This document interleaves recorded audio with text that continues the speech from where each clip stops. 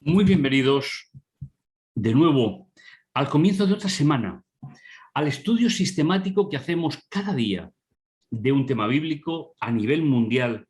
Es un privilegio, después de tantos años, que sigamos unidos en un estudio que nos permite crecer como iglesia, como grupo, crecer de forma particular. Bienvenidos al comienzo de esta semana, bienvenidos al tema de hoy.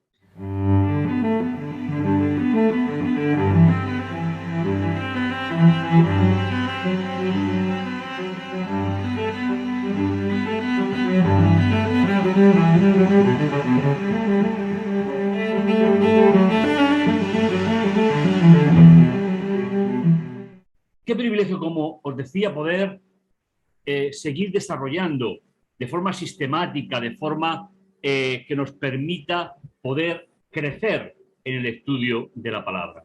Porque crecer en la palabra no significa aprender textos de memoria, significa aplicarlos a nuestra vida y saber que Dios está detrás de cada porción de la Biblia de forma intelectual, formando y enseñando y transmitiendo el mensaje a los profetas que hablaron de parte de él. Anhelo de más. Un título recurrente, un título que nos hace pensar que el creyente puede tener una concepción de Dios mucho más amplia de la que otros pueden tener. Finalmente, la grandeza del creyente no está en lo que sabe, no está en lo que hace, sino está en su relación personal con Dios. Y Dios siempre es un Dios de superación, no es un Dios que se queda anclado en el pasado. El versículo para recordar de este tema, anhelo de más, se encuentra en 1 Corintios capítulo 10, versículos 6 y 7. Todo aquello sucedió para servirnos de ejemplo a nosotros. Es decir, toda la historia de Israel es un prototipo de la experiencia del creyente que espera el encuentro con Jesús, para que no corramos tras el mal como ellos corrieron, para que no os deis a la idolatría como se dieron algunos de ellos. Dice la Escritura, se sentó el pueblo a comer y a beber, se levantó luego a divertirse. Estaban frente al becerro de oro, ¿os acordáis? Me quedo con la primera parte. Importante, todo aquello sucedió para servirnos de ejemplo a nosotros, para que no corramos tras el mal. Mis hermanos, posiblemente esta sea una de las grandes diferencias entre la Biblia y otros escritos de los seres humanos. El mal lo que hace es deteriorar la relación con Dios. Cuando yo cometo una falta, lo que estoy es quebrando el tipo de relación que tengo con Dios, conmigo mismo, con los demás o con la naturaleza que Dios puso en manos de la raza humana. Por eso, el título de que necesitamos más, anhelamos más, es la superioridad ética del creyente frente a las adversidades de este mundo. Haremos un recorrido, como siempre, en 5 partes, 5 aproximaciones al tema que nos ocupa, para poder, como os digo, pues poder comprender que la Escritura está llena de modelos en miniatura, de actividades e instituciones que apuntaban a la realidad celestial más grande. Entre ellos, los textos que vamos a ver hoy. Dejadme comenzar hablando de un tema que me preocupa últimamente. Y aunque el autor de la lección no lo menciona, creo que es importante para nosotros. Hay muchos creyentes que siguen pensando que el Israel físico tiene un lugar en el plan de salvación en el Nuevo Testamento. Lamentablemente he de decir que eso no es así, sino que lo que sucedió en el Israel físico terminó con la resurrección de Jesús. Y a partir de ahí todo lo que representó la historia, desde el Sinaí hasta Jesús es un ejemplo vivo, existencial, de lo que será la entrada del pueblo de Dios a la Canaán celestial, a la Nueva Jerusalén. Esta forma de entender la Biblia nos va a ayudar a comprender y desarrollar el tema que nos ocupa en el día de hoy. El primer punto del itinerario: bautizados en Moisés. Tenemos un texto precioso de Primera de Corintios, capítulo 10, del 1 al 11, que os invito a que cojáis vuestra Biblia y tal vez podáis seguir la alternativa a la traducción que yo os traigo. Dice: no debéis olvidar, hermanos, que todos nuestros antepasados caminaron al amparo de la nube y atravesaron el mar, y todos fueron bautizados como seguidores de Jesús cuando aconteció lo de la nube y lo del mar. Bautizados en Moisés es el título de nuestra primera aproximación al tema. El término que se utiliza en este versículo nos tiene que ayudar a comprender algo que es fundamental. Miramos. Dice: todos comieron el mismo alimento espiritual, todos bebieron la misma bebida espiritual, pues bebieron de la roca espiritual que los acompañaba. Roca representaba a Cristo. Y a pesar de todo, la mayor parte de ellos no agradó a Dios y fueron, por eso, que quedaron en el desierto. Y dice el apóstol: todo esto sucedió para servirnos de ejemplo a nosotros. Es decir, Pablo hace una lectura, pues a modo de ejemplo, para comparar la relación del creyente en la actualidad con Jesús y con el Padre. La nube, el agua, el maná, el santuario terrenal, el sacrificio en ese santuario, todo eso es un ejemplo, una parábola viviente, como dirá Pablo en Hebreos 9:9, para nuestra comprensión del plan de salvación. No debemos confundir el ejemplo que Pablo pone con el verdadero valor de los textos en el Antiguo Testamento. Es completamente diferente, pero la inspiración le lleva a que ponga estos ejemplos para que podamos también nosotros plantearnos que si todos aquellos que salieron de Egipto se quedaron en el desierto y no entraron a la tierra prometida, la promesa no pudieron recibirla.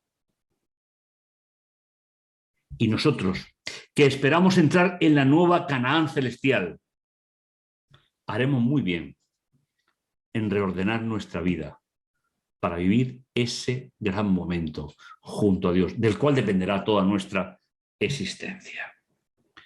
Dice: para que no os deis a la idolatría. Mis hermanos, la idolatría no es solo postrarse delante de una imagen. Idolatría es crear un concepto de Dios equivocado. Idolatría es querer que lo que yo creo o lo que yo siento en mi vida es el plan de Dios para ella.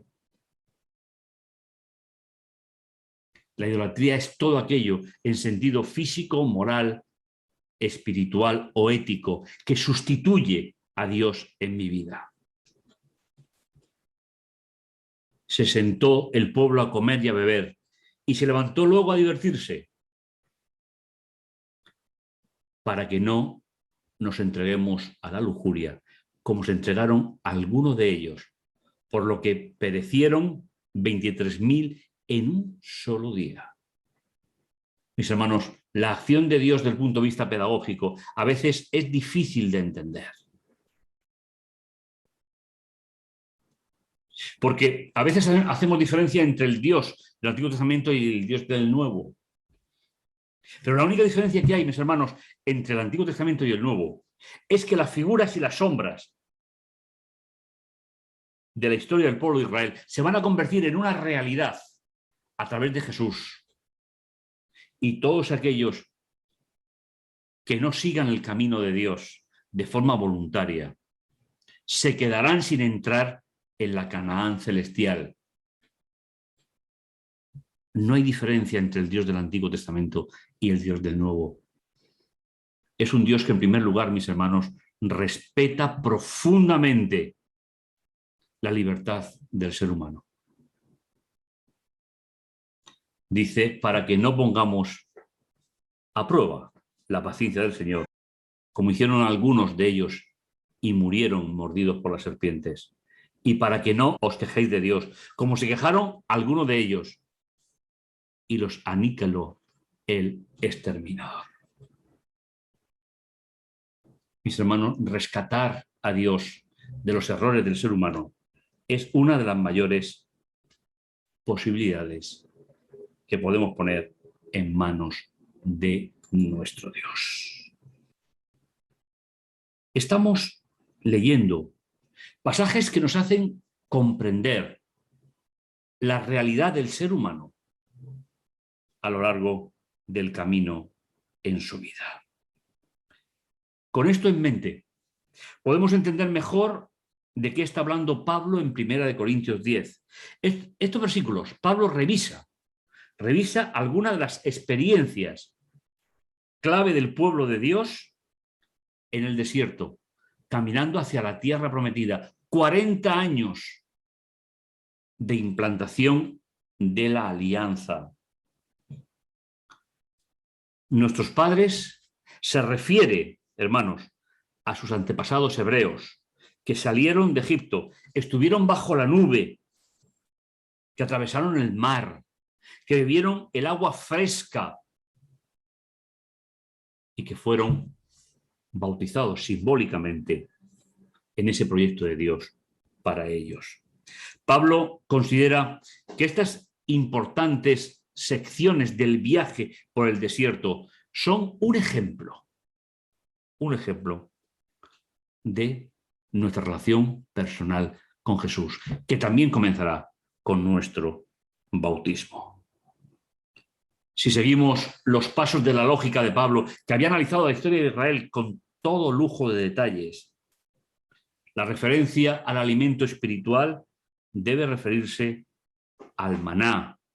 Israel bebió de la roca, que Pablo le dará una nueva dimensión al identificarla con Cristo, aunque la roca nunca significó eso, sino simplemente el ejemplo de lo que Cristo notaría, agua viva para beber. Piensa en Jesús como ejemplo del pan de vida. También lo hace Juan en el Evangelio. Y todo esto cobra mucho sentido. Por lo tanto, mis queridos hermanos, lo que vemos aquí, el uso que Pablo hace de la historia de la Biblia hebrea, o la historia que aparece en la Biblia hebrea, es un ejemplo de revelación que nos sirve a nosotros para vivir nuestra propia historia, nuestro propio desierto, confiados en el Señor, como fue el deseo de Dios a lo largo de todo ese momento por el desierto. El siguiente paso de nuestro itinerario, precioso en el tema de hoy, sacrificios y su ordenación. Mis hermanos, para poder entender claramente lo que el sacrificio y sus ritos simbolizaban, debemos de recordar algo. Mirar esa parte de la historia con el concepto de humanismo y de protección a los animales de hoy nos haría perder de vista el verdadero sentido de lo que Dios está estableciendo. Desde Abraham, cuando llevó a su hijo al lugar donde Dios le señaló para ser sacrificado, Dios evitó el sacrificio de Isaac. Y así le enseñó a Abraham y a Isaac, como heredero de la promesa, la pedagogía divina. ¿Y cómo iba a representar Dios el ejemplo del ministerio de Jesús muchos siglos después? Lo hace a través de otro ejemplo práctico, que son los sacrificios en el santuario del desierto. Dios no quiere el sacrificio de los seres humanos. Dios no quiere, como en las religiones paganas, que el sacrificio del ser humano sea lo que aplaque la ira de Dios, sino que Dios nos mostró el ejemplo verdadero de cómo se resuelve el problema, la culpa, la reconciliación del ser humano. Tenemos un texto entre los muchos que se podía haber escogido, pero nos dice Levítico 4:32, y trae un cordero como su víctima por el pecado. Aproximará una hembra sin defecto y apoyando su mano sobre la cabeza de la víctima por el pecado, la degollará en sacrificio por el pecado en el lugar donde se deshuella el holocausto. Es decir, tenemos que hacer diferencia, mis hermanos, entre los sacrificios que eran colectivos, es decir, la mañana, la noche, el continuo y el día de las expiaciones, con los sacrificios que identificaban al creyente y que se hacía a propuesta de gratitud a Dios de cada uno de los miembros del pueblo. Después el sacerdote tomará con su dedo de la sangre de la víctima expiatoria y la pondrá en los cuernos del altar y derramará el resto de sangre al pie del altar. Luego quitará su grasa, tal como fue quitada la grasa del cordero del sacrificio en la ofrenda de paz, y el sacerdote lo dejará consumir sobre el altar como sacrificio a Dios. El sacerdote ofrecerá así expiación por la persona, por el pecado cometido, y será perdonado. Como os decía hace unos instantes, para el ser humano del siglo XXI es difícil entender esta situación. Pero si tomamos en cuenta que las religiones paganas de alrededor de Israel, cuando salió de Egipto, sacrificaban a los niños,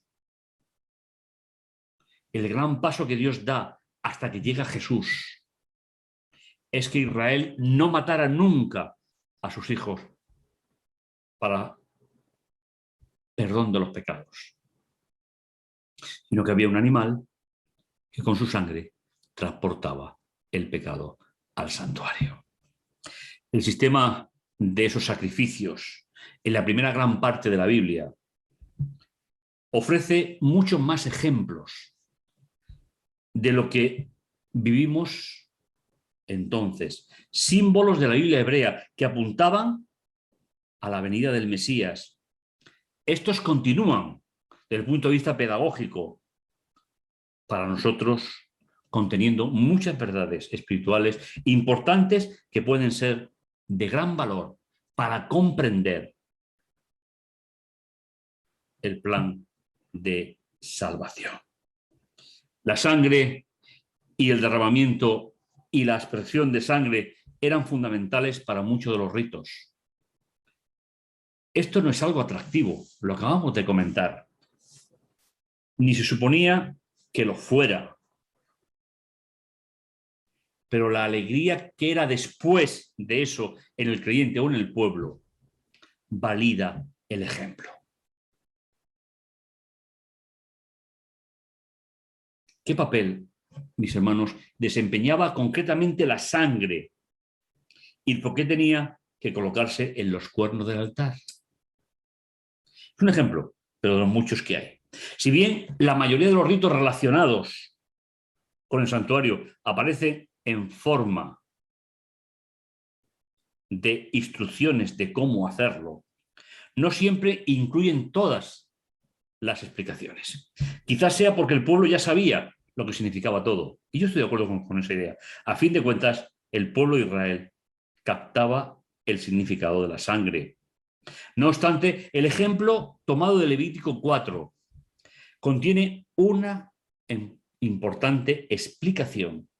Dice, lo hará el sacerdote expiación de su pecado que habrá cometido y será perdonado. Mis hermanos, aquí tenemos uno de los grandes conceptos pedagógicos del perdón. El perdón es transportar el pecado del creyente al santuario. y la protección del creyente cuando el pecado está en el santuario. El ejemplo se funde en Jesús como la realidad. No es Jesús el que hizo el gran sacrificio definitivo, Hebreos capítulo 10, versículo 14, con una sola ofrenda llevó a la realidad a los santificados. La pedagogía de Dios tiene una realidad absoluta que se cumple en toda la segunda gran parte de la Biblia. Por lo tanto, lo que vemos en estos sacrificios es un ejemplo de la muerte y el ministerio de Jesús en nuestro favor. La pedagogía divina. El tercer pilar de nuestra reflexión, el ejemplo del descanso. Un texto precioso. La promesa de entrar, Hebreos capítulo 4, del 1 al 11. La promesa de entrar en el descanso ofrecido por Dios sigue en pie. Estamos en la época de Pablo.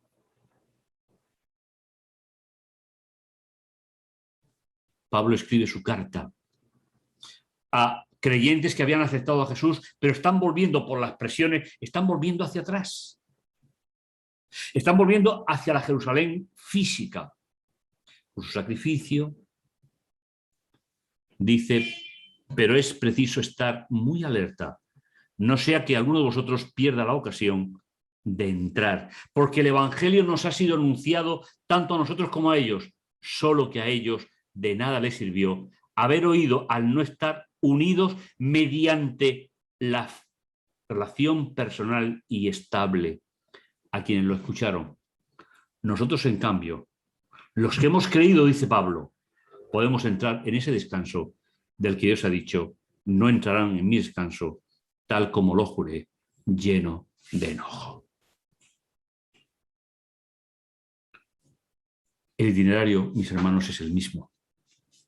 La salida de Egipto, la Pascua, era un ejemplo de la Pascua que Jesús realizaría. El andar del pueblo seguidores de Jesús es el desierto de la vida, donde algunos se van quedando en el camino por la idolatría, por el egoísmo. Pero Jesús realizó el gran sacrificio definitivo.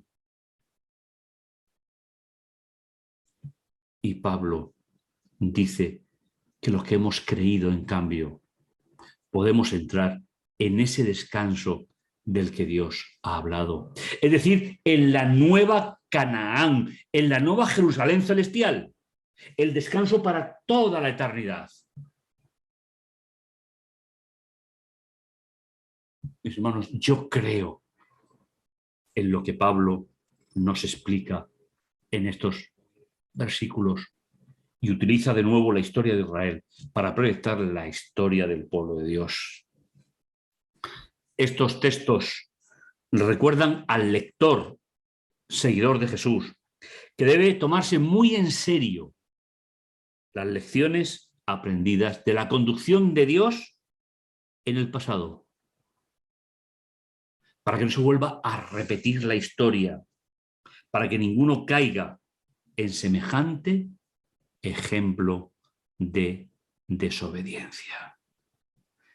Los seguidores de Jesús, mis hermanos, hemos aceptado la revelación previa de Dios y hemos creído que Jesús era el Cordero de Dios, el sacrificio que resuelve los problemas del pecado. Y por la relación personal con Jesús, que nació, vivió, murió, resucitó y está trabajando en el santuario del cielo, es todo un proceso que tenemos a nuestra disposición. Podemos experimentar en Jesús la salvación por anticipado y el descanso que Él nos ofrece para cada uno de nosotros. Y seguimos con el ejemplo. En la cuarta parte, no endurezcáis vuestros corazones. Un texto precioso que vamos a leer, que se encuentra en el Salmo 95, 8 al 11.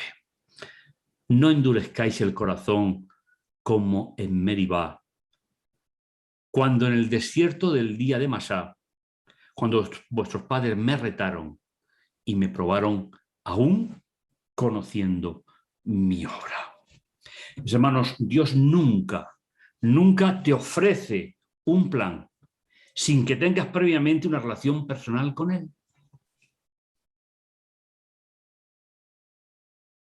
Y esto nos ayudará a entender lo importante. Una de las palabras más fundamentales que Moisés utilizó en la travesía del desierto es el hoy. Ese término expresa la urgencia de volvernos diariamente a Dios.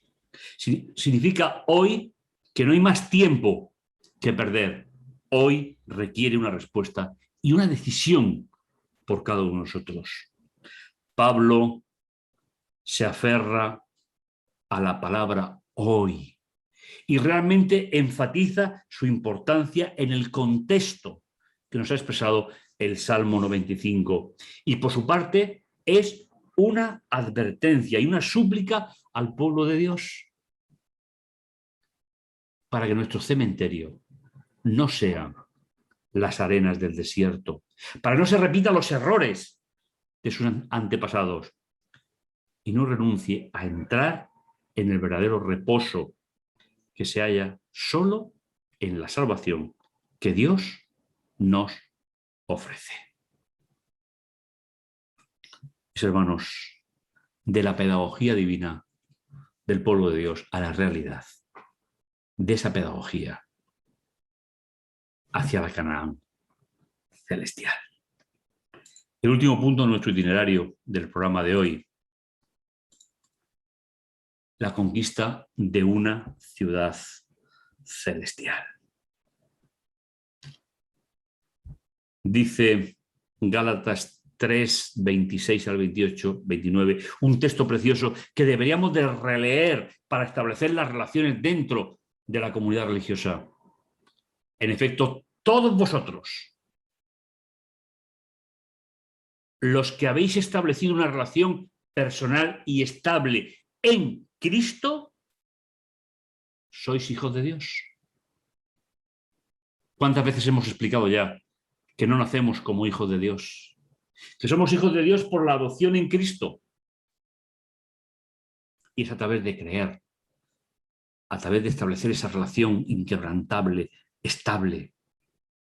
Pues todos los que habéis sido bautizados en Cristo, de Cristo habéis sido revestidos. Y ya no hay distinción entre judío ni griego. No se puede hacer ninguna distinción en la comunidad religiosa por los aspectos étnicos, por el color de la piel. Tampoco se puede hacer ninguna distinción entre el estatus social de los creyentes. Y tampoco se puede hacer una distinción entre el hombre y mujer. Aunque esta última parte del versículo todavía cree muchísima confusión en muchas ocasiones. En Cristo Jesús, todos sois uno. Y si sois de Cristo, también sois descendientes de Abraham y herederos según la promesa. Mis hermanos, qué precioso, qué preciosa aclaración y qué preciosa sentencia para ver la Canaán celestial en el horizonte. Qué privilegio el que tenemos, hermanos, de poder leer la historia del pasado como un ejemplo de la del presente. El contexto de Gálatas nos habla de Jesús. Nos habla que tenemos que ser conscientes de cuando el pecado entra en nuestra vida y cuál es la solución a ese pecado. el descanso definitivo que se nos promete a través de Jesús, lo hizo por nosotros, haciendo de su promesa, a través de su vida, un galardón para la eternidad. Mis hermanos, yo sé que tú que estás viendo este programa, tú no eres de los que se quedan en el camino. No es justo que digamos lo que tenemos que ser por los que no lo son. Si estás aquí, si estás en este programa, es porque buscas a Dios. Si estás en este programa, es porque quieres seguir caminando con Dios. Quieres ser perdonado en el santuario celestial y quieres entrar en la Canaán celestial, en la Nueva Jerusalén. ¿Y todo eso cómo se hace? Simplemente dejando que Jesús more en nuestro corazón y seguir cada día resolviendo los problemas del pecado para que sean tratados en el santuario celestial. Privilegio para nosotros, privilegio para el pueblo de Dios. Vuelve a reflexionar en los errores de este día. Pero no te pares en la reflexión. Acércate a Jesús y preséntale el problema. Y Él hará todo lo necesario para que seas bendecido con la entrada en la Canaán celestial. Que tu experiencia como seguidor de Jesús tenga como fin la vida eterna. Que nuestra experiencia sea una continuidad de ilusión y de proyecto en la vida. Los desafíos a veces son difíciles, pero no son imposibles. Continúa luchando, continúa junto a ti, continúa junto a Jesús, a tu lado, y tendrás la vida eterna. Por eso decíamos al principio, ¿qué queremos? ¿Qué necesitamos? Más de nuestra experiencia religiosa. El título del tema de hoy. Te invito a que oremos juntos. Ojalá pudiésemos escuchar tu oración, pero que la mía sirva para unirse a la tuya en esperanza, en amor hacia Dios. Oremos. Bendito, bondadoso Dios que estás en los cielos, santificado, glorificado y honrado sea tu nombre. Gracias, Señor, por tu amor y por tu misericordia. Y gracias, Señor, por todo lo que tú nos das cada día. En tu nombre, Señor, ponemos nuestra experiencia, nuestra vida. Y a ti, Señor, dedicamos nuestra ilusión y nuestra esperanza. Esperamos tu regreso y esperamos, Señor, que durante el tiempo que tú has determinado, la Canaán celestial, la Nueva Jerusalén, sea una experiencia para nuestra vida. Te lo agradecemos todo, Señor, en el dulce nombre de Jesús. Amén. Pues bien, mis queridos hermanos, nos encontramos en el siguiente programa. Todavía nos quedan algunas lecciones de esta serie. Nos encontramos en el próximo día.